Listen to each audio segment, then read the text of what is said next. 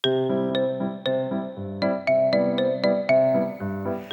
语文千万字，大家要跟大家做过来拜一日。今仔日要甲大家小解这一日，咱做过来看到这里就是富，富就是前往像观光单刀赴会，这个富就是前往的意思，赴会就是前往参加聚会。另外，这字富嘛有及时的意思，像安尼敢会富。另外，准时赴到位，较早有人讲是赴时赴客，若无及时赶到位，就变做未赴。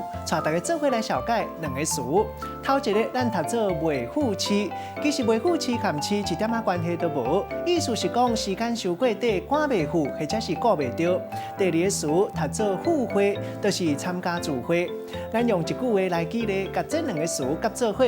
譬如讲，伊实在是真无闲，都要先去开会，再过去赴会，和朋友食饭，天要暗啊，若无较紧的，安尼就未赴期啊。